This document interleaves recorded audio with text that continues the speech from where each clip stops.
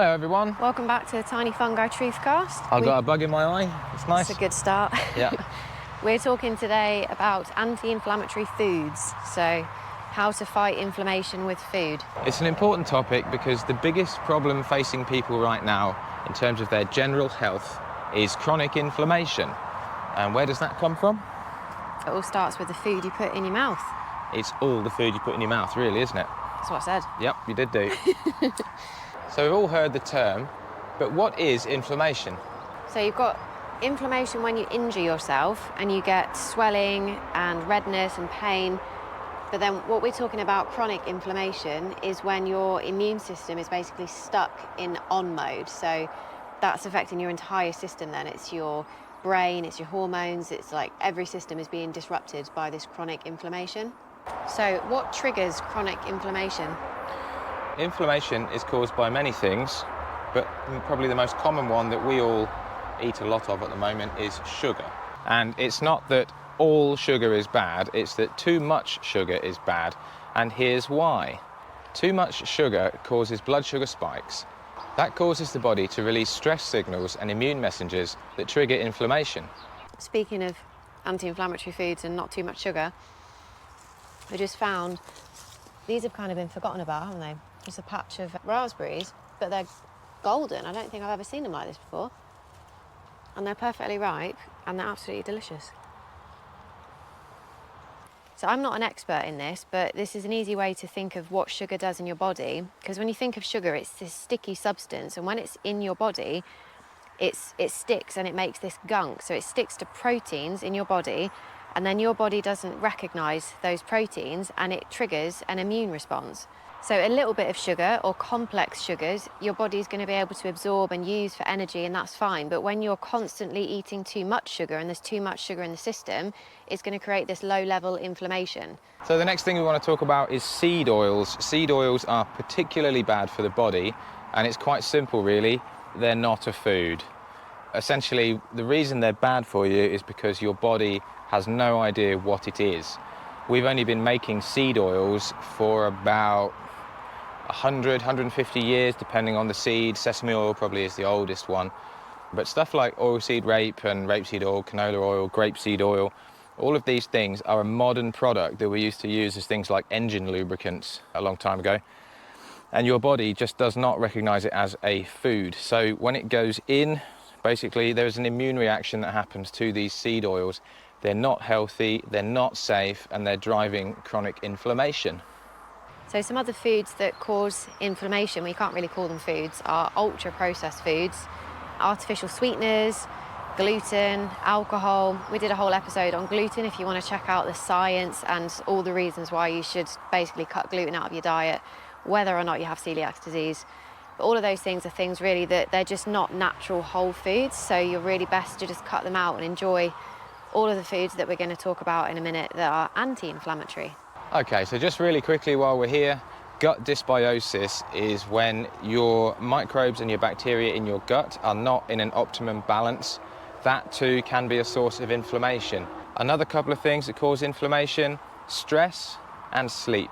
If you have very poor quality sleep, that's going to be a driver of inflammation by essentially not allowing your body enough recovery time at the end of the day to filter out all these nasties that we're all surrounded by all the time.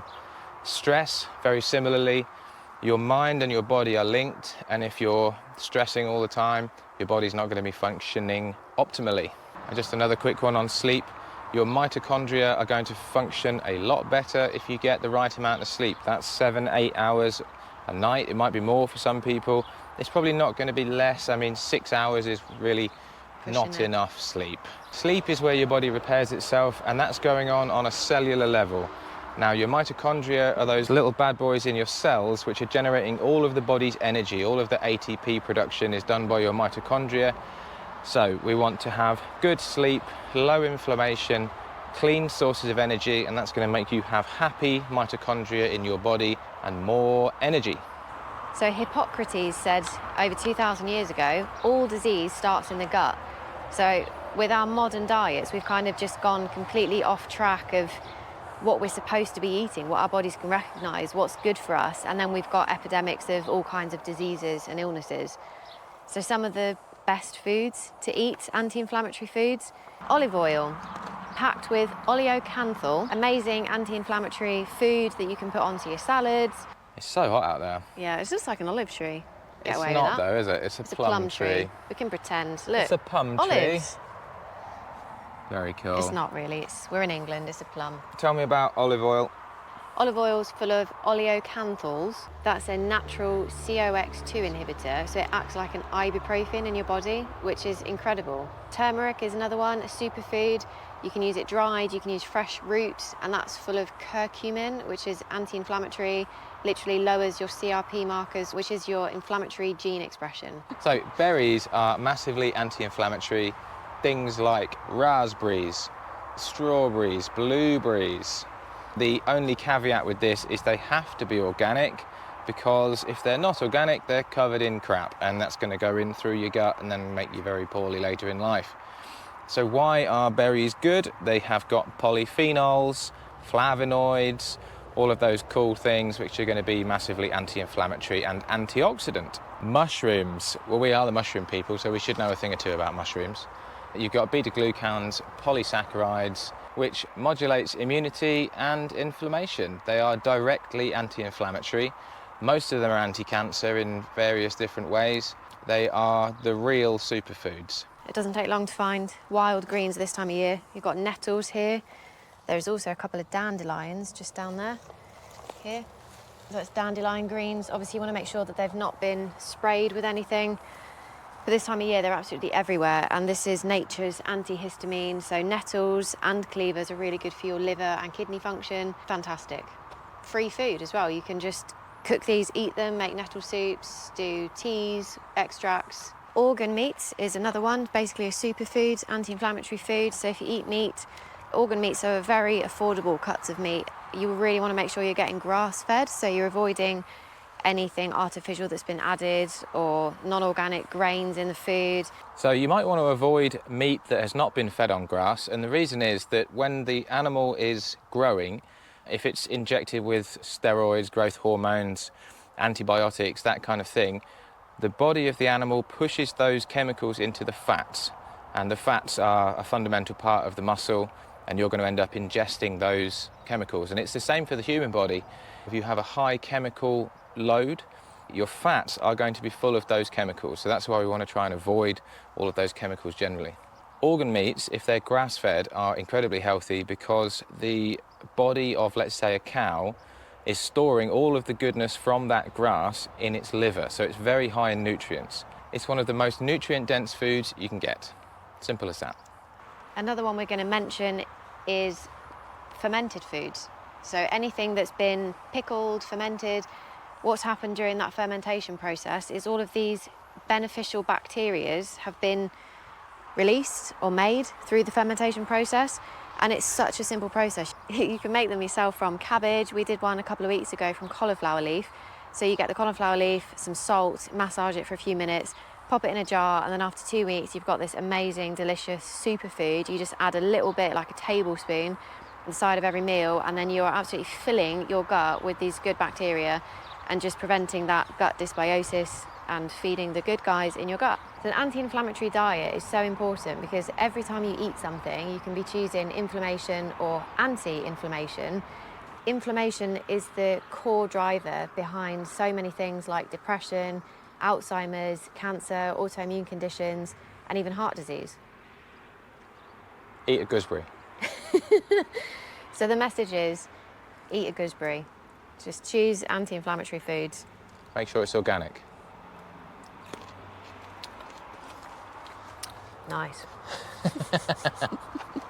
So we're going to move to the vegetable garden now, but as we do so, let me paraphrase Thomas Edison by saying the doctors of the future are going to be treating illnesses by diagnosing dietary problems, which is essentially what we're doing. Now, I'm not pretending to be a doctor, because we're not doctors, but we do know a thing or two about diet.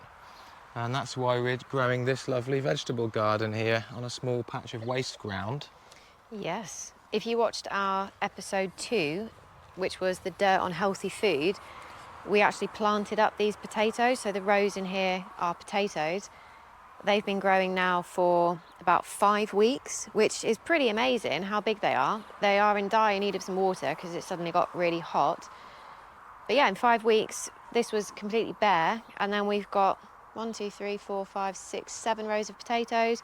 And then we've interplanted flowers, chili plants, courgettes. We've got a few beans and some more to come. Why have you got the flowers in there? So flowers, did have some sunflowers as well, but they didn't make it. They are for the bees. So pollinators, you need a mix of different things. And I think this was the foundation of gardening before we got very one-track minded and we're only going to grow this one thing.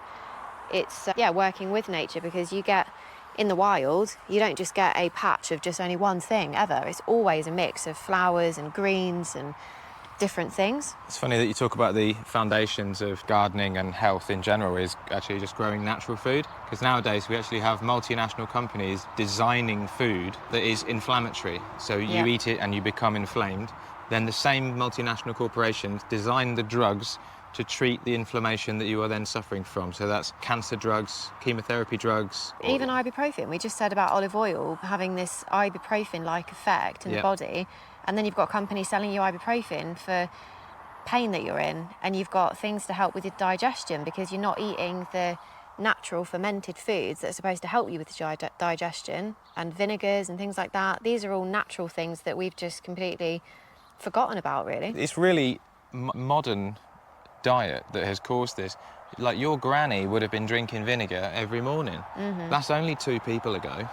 Yeah. This was normal. This is just how people would have lived. They would have just had the ferments every day because that's what was around. They wouldn't have wasted anything. If they had cauliflower leaves, any of this stuff that's going to waste, chuck it in a ferment. Yeah, or anything from the garden that would have been like waste, it would have been compost. It would have gone straight back into the ground. We wouldn't be just throwing things away. Or it would have fed the pigs. Yeah. Because that's another important thing, is animal food is just as important as human food. If you feed your animals crap, you're going to end up with crap animals, and then you're going to eat them, and all of that, it's just a chain of crap. It's a connection with nature, because we should be part of the cycle of nature. What we eat goes back into nature, and it's this whole cycle. But because we've got these kind of big entities, like you said, that are selling us junk, then part of that cycle has been hijacked, because then there's like junk in the system. It's junk in us, it's junk in nature. It's just messing up everything, our own body's terrain, and then the environment as well. Yeah. With that said, should we go and get a Mackie D's? All right, yeah. Cool, let's go. Right, so it needs to be said, there are so many anti-inflammatory foods that I think it's true to say most organic foods are anti-inflammatory in their own way. That should be the case. The food you eat is not designed to harm you, it's supposed to be good for you. So with that in mind, I have printed off an exhaustive list of foods that are good for you or anti-inflammatory. So these foods are metabolic disruptors. So these foods starve cancer cells, inhibit glycosis, promote ketosis, and reduce insulin signaling. Are you ready? Broccoli, kale, cabbage, watercress, rocket, garlic, onions, leeks, green tea, black tea, rooibos, coffee, berries, lemons, pomegranate, apple cider vinegar, seaweed, spirulina, chlorella, olive oil, coconut oil, avocados, chia seeds, and Brazil nuts. We're a bit mad on nuts, aren't we? Yeah, we do like them. We do like nuts. Anti-inflammatory agents, so these are directly reducing systemic inflammation. Yep. Turmeric, ginger, cinnamon, cloves, oregano, thyme, rosemary, sage, and parsley. Nicole, show the ladies and gentlemen around your herb garden over here. Bearing in mind, do we have any oregano? Oh, we do. Oregano's over here. How many types of thyme have you got going on? I've got at least 3 types of thyme. Have you got any rosemary? 3 types of thyme there. So these are all like my starter pots. So these are going to be planted out and grown even bigger. Got rosemary. Any sage? Yeah, Loads sage. of different sage. Parsley. Parsley is actually massively anti-cancer.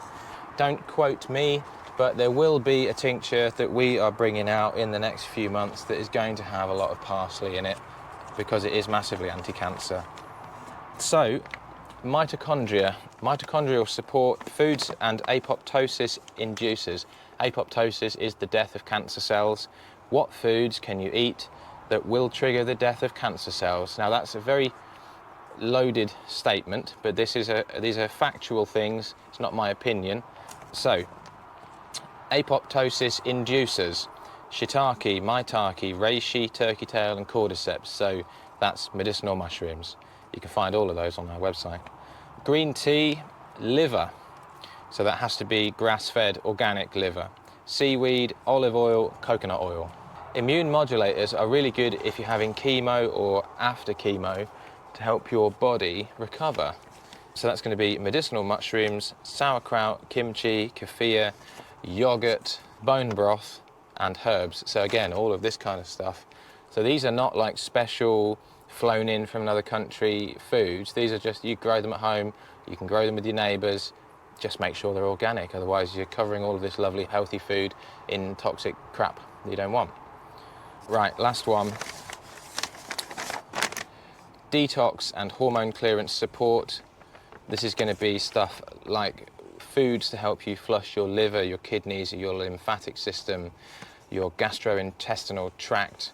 So foods that can support all of that kind of thing are your cruciferous vegetables: broccoli, kale, cabbage, Brussels, garlic, onions, beets, carrots, celery, cucumber, limes, dandelion greens, mustard greens, milk thistle, and aloe vera. So the vast majority of everything that we've been talking about can be grown in this country, or is grown in this country, large scale organically. So if you design your diet, which we have done, around an abundance of these foods, you can't help but to be a more healthier, resilient person. That's the theory anyway. So a lot of this information could be overwhelming, but just to show you how easy it is, this is our breakfast from the other day. Just looking at the plate here, we've got bacon, eggs, tomatoes, greens, a lovely salad, some hummus. Everything organic, everything healthy. Here we've got our venison that we slow cooked. So this was in our cast iron Dutch oven, and we cooked that for about 6 hours at 140 degrees. Or you could use a slow cooker that's just plugged into the electric. But we basically just did a kind of chuck whatever veg we had in the fridge into a big pot, a little bit of stock or water, throw some of those lovely herbs in there, and then some venison, done. Lovely. So here we have our daily breakfast of eggs, some kind of meat, some hummus, a mixed salad, all organic vegetables, a few raw carbs. Needs to be said, raw carbs are better than cooked carbs if you can get them. Lovely. So this section is the takeaway. It's the only takeaway that you should be visiting.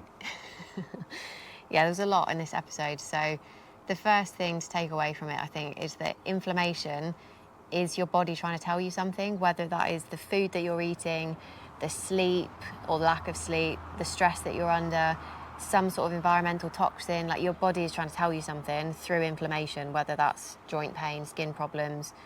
It could be anything, all sorts of things. We do live in a bit of a toxic soup, don't we? Yeah.